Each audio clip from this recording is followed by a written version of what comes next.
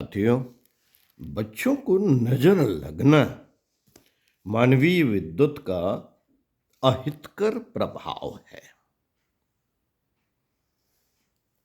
कोई व्यक्ति जब एकाग्र होकर या अधिक आकर्षित होकर किसी की ओर देखता है तो उसकी दृष्टि प्रभावशाली हो जाती है।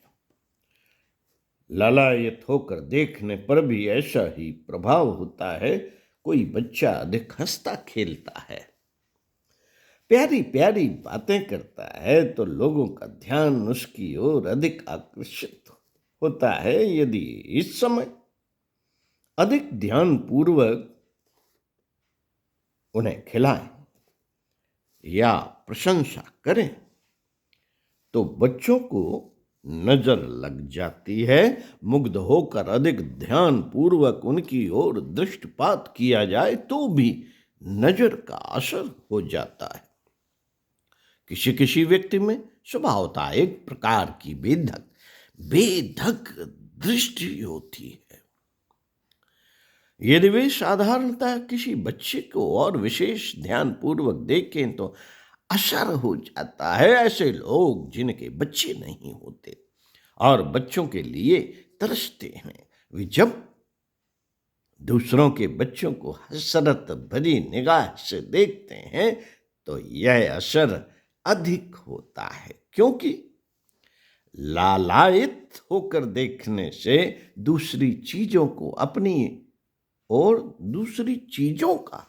अपनी ओर आकर्षण होता है। पति जब परदेशों को जाते हैं और स्त्री लालायित होकर उसकी ओर देखती है तो रास्ते भर पति का चित्त बेचैन बना रहता है। कभी कभी तो उन्हें वापस तक लौटना पड़ता है या कुछ ठहर जाना पड़ता है।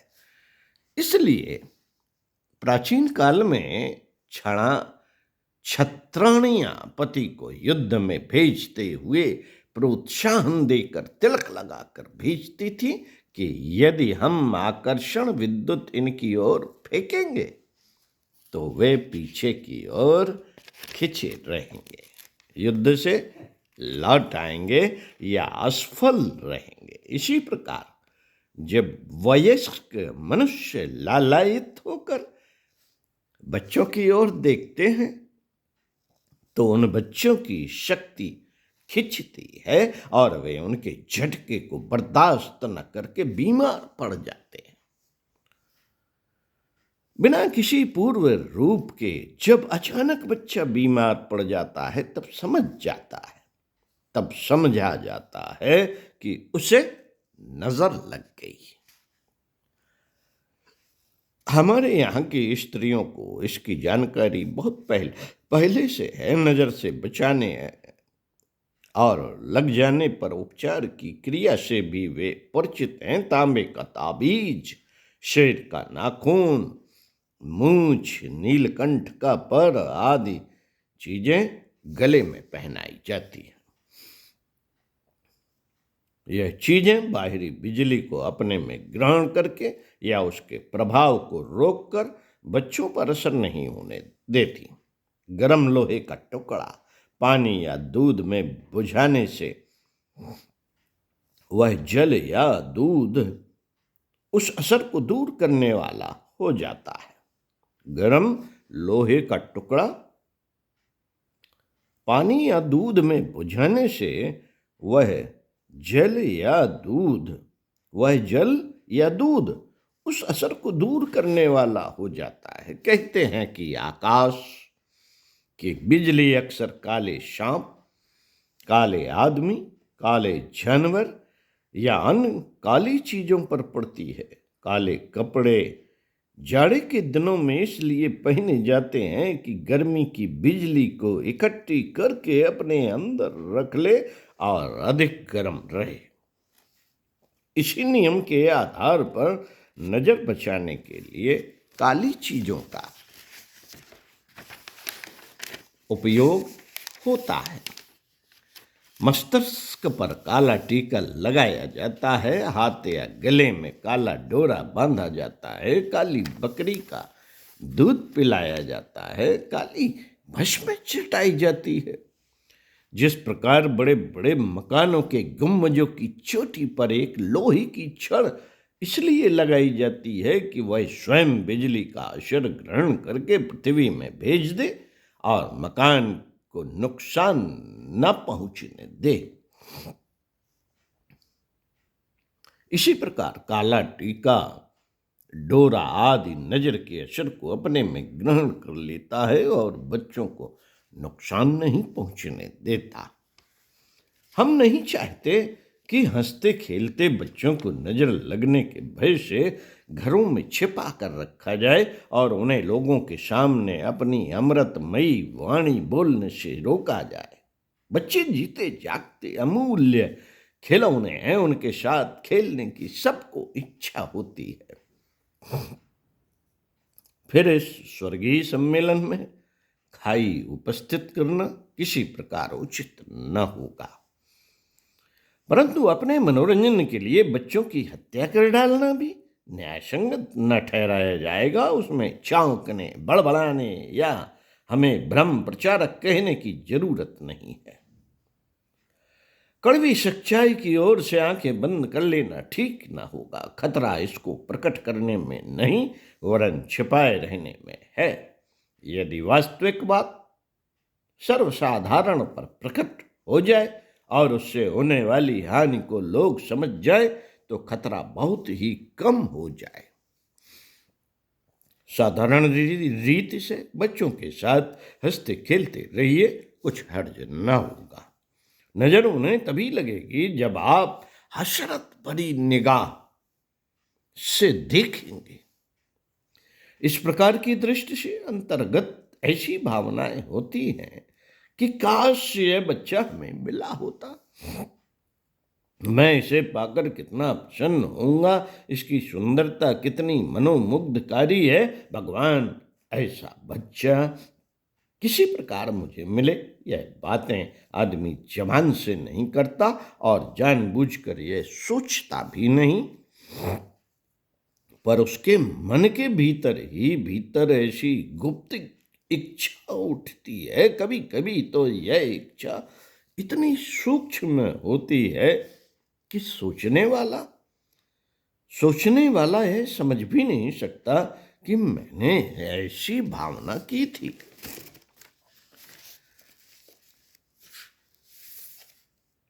देखा जाता है कि अजगर अपनी दृष्टि के आकर्षण से पक्षियों को अपनी ओर खींच लेता है। भेड़िए की दृष्टि से भेड़ और बिल्ली की दृष्टि से कबूतर इतने आसक्त हो जाते हैं कि वे भाग तक नहीं सकते। उनमें यह आकर्षण शक्ति अधिक तीव्र होती है। जिनके मन में वर्षों से बच्चे प्राप्त करने की लालसा लगी होती है, चिरकालीन लालसा धीरे धीरे अपना पोषण करती रहती है और कुछ दिनों बाद बहुत बलवान हो जाती है। ऐसे लोगों की नजर का झटका लात मारने से भी अधिक गहरा लगता है। साधु, सन्यासी या जिन्हें बच्चों की कोई चाह नहीं है, उन्हें नजर नहीं लगती। बहुत से लोग अपने कई कई बच्चे होने पर भी संतुष्ट नहीं होते और दूसरों के सुंदर बच्चों को देखकर मन में ललचाते हैं। उनकी भी नजर लग सकती है। बच्चों को खिलाते समय इस बात का ध्यान रखना चाहिए कि उनके साथ सात्विक रीत से हंसा खेला जाए, विशेष ममता न जोड़ी जाए। खिलाते समय तो खास तौर से ध्यान रखना चाहिए कि उनमें ममता के आकर्षण विचार न रखे जाए। ईश्वर का निर्विकार पुत्र, प्रकृति का सुंदर पुष्प, कर्तव्य का स्मरण दिलाने वाला सुंदर एवं जीवित खिलौना ही उन्हें समझना चाहिए। बच्चों को बार बार छाती से लगाना, चूमना, पुचकारना, मेरा प्राण, मेरा जीवन का आधार आदि अत्यंत ममतापूर्ण शब्द कहना, यह हर के तय बहुत ही खतरनाक है। इनसे बच्चे का जीवन रस सूखता है और वह अल्पायु हो सकता है। साथियों, बच्चों का साफ सुथरा तो रखा जाए, पर ऐसे तड़क भड़क के कपड़े और जेवर न पहनाए जाएं जिससे रास्ते में चलते लोगों का ध्यान उनकी ओर खिंचे। सुरक्षा के अन्य नियम भी माताएं जानती हैं। आकाश की बिजली जब जोर से कड़कती है तो शरीर की बिजली का भी ह्रास होता है। उस समय माताएं बालकों को घरों में ले जाती हैं। मेलों में जहां भारी भीड़ रहती है वहां मुंडन संस्कार से पूर्व नहीं ले जाती। 1-2 महीने की आयु का होने तक बालकों को सब लोगों के सामने नहीं लाया जाता। हाथ पैर में चांदी आदि धातुओं के कड़े पहनाए जाते हैं। यह सब बाह्य विद्युत से रक्षा करने के उपाय हैं। गर्भकाल के 9 माह पूरे होने से पूर्व ही जिन बच्चों का जन्म हो जाता है उनकी और भी अधिक सुरक्षा करनी पड़ती है, क्योंकि गर्भ के 7वें 8वें मास में बच्चे के अंग तो पूरे बन जाते हैं पर उसमें विद्युत का उचित मात्रा में समावेश नहीं हो पाता।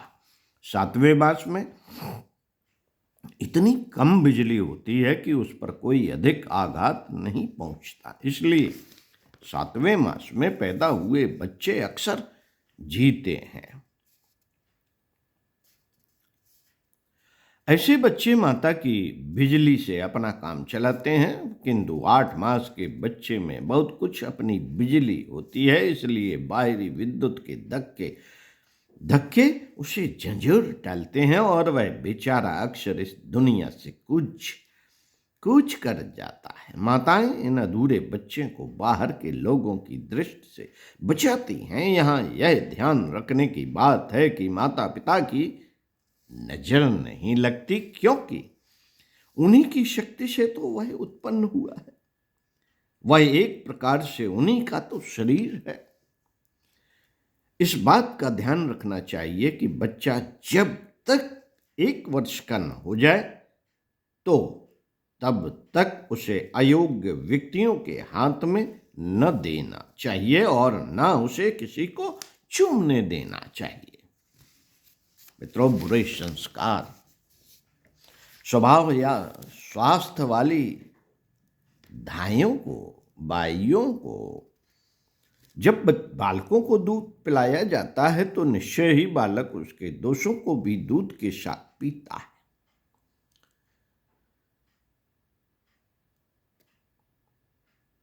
और अपने गुप्त मन में उन्हें धारण करता जाता है। ऐसे बालकों के वे दूषित संस्कार यदि अन्य प्रकार से न हटाए जाए तो वे बड़े होकर अपने मूल बीजों की भूमिका में विकास करते हैं और बुद्धि स्वभाव तथा विचारों को अपनाकर क्रूर कर्म बन जाते हैं।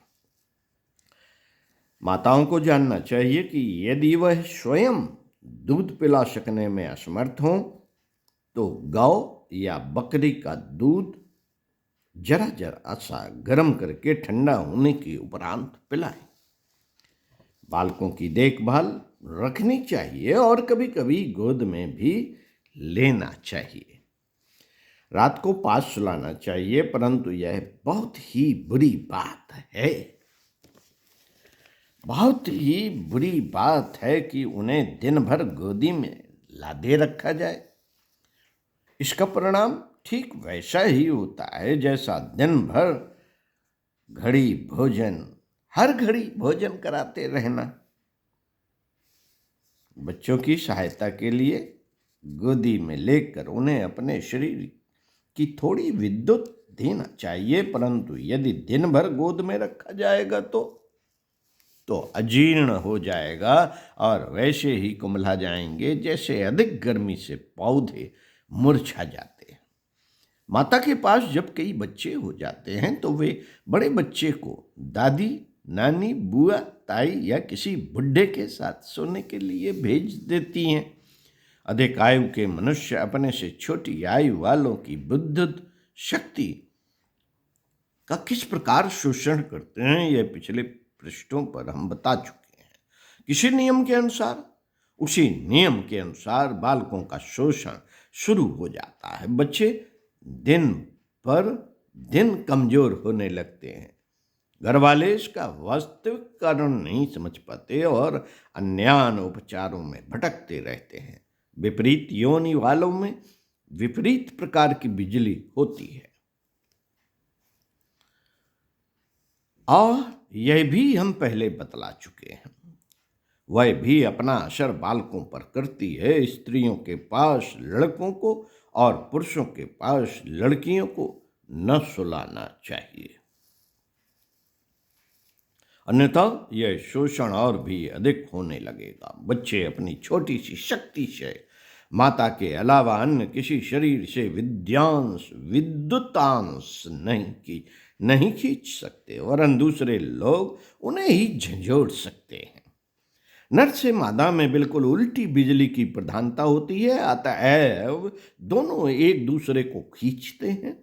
इस छीन झपट में बेचारे बच्चे ही घाटे में रहते हैं और उन्हें छीन होना पड़ता है। इसलिए ध्यान रखना चाहिए कि अधिक उम्र के बच्चों के पास बच्चों को न सुलाया जाए और विपरीत यौन के साथ तो कदापि न सुलाया जाए। यदि माता के पास कई बच्चे हों तो बड़े बच्चे को अलग अलग सुलाने की आदत डालनी चाहिए। हाँ, 2 लड़के या 2 लड़कियां एक साथ सो सकती हैं। भाई और बहन का एक साथ सोना भी हानिकारक है, क्योंकि इससे उनकी काम वासना अल्पायु में ही जागृत हो सकती है। बालकों को किसी दुष्ट स्वभाव के मनुष्य के साथ न खेलने देना चाहिए और उन्हें मृत्यु, युद्ध, शोक, रोदन, प्राणियों के वध आदि के स्थान पर न जाने देना चाहिए, क्योंकि उनके कोमल मन पर उग्र घटनाओं का एक आघात लगता है, जिसके कारण भावी जीवन में उन्हें किसी मानसिक अपूर्णता का सामना करना पड़ सकता है। कई बार माता पिता बच्चे को साथ रखते हुए एक सैया पर सो जाते हैं। कई बार माता पिता बच्चे को साथ रखते हुए एक सैया पर सो जाते हैं और काम चेष्टाएं करने लगते हैं। वे समझते हैं कि बच्चा बहुत छोटा है या सोया हुआ है, यह इस संबंध में कुछ नहीं जानता।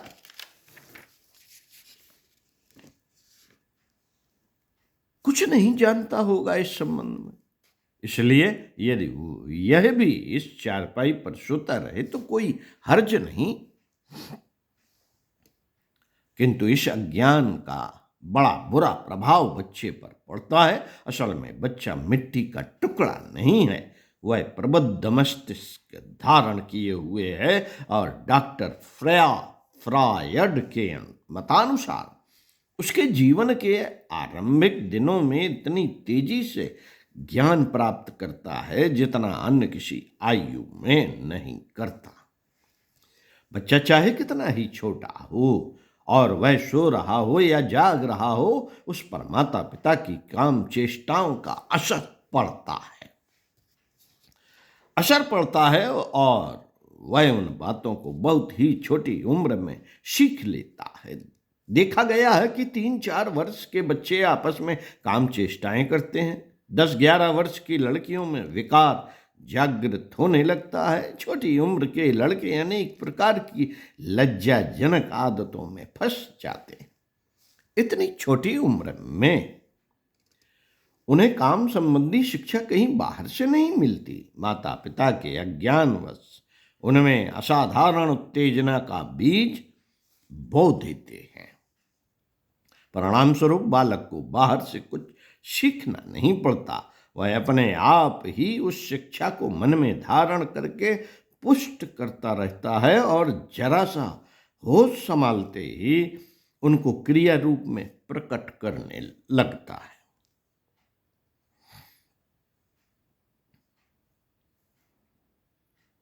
छोटे बच्चों में जो प्रवृत्तियां जाग उठती हैं, उनके कारण उनको पतन के मार्ग में बलात् प्रवृत्त होना पड़ता है।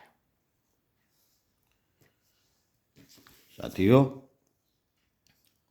बड़े बूढ़े कहते हैं कि अब से कुछ समय पूर्व 16-18 वर्ष की उम्र के लड़के धोती बांधना भी न जानते थे। उन्हें काम वासना संबंधी बिल्कुल ज्ञान न होता था। पर अब तो इस उम्र के लड़के या तो पिता बन जाते हैं या प्रमेह, स्वप्न दोष आदि की बीमारियां लेकर वैद्य जी के दरवाजे की धूल चाटते हैं। क्या ही अच्छा हो यदि माता पिता बच्चों से दूर रहकर गुप्त इच्छाएं पूर्ण करें। क्या ही अच्छा हो यदि माता पिता बच्चों से दूर रहकर गुप्त इच्छाएं पूर्ण करें। ऐसा करने पर वे अपने बालकों का बहुमूल्य जीवन नष्ट होने से बचा लेंगे। तो साथियों, पढ़ते रहिए कुछ अच्छा और सुनते रहिए कुछ अच्छा और चिंतन मन जरूर कीजिए। ओम शांति।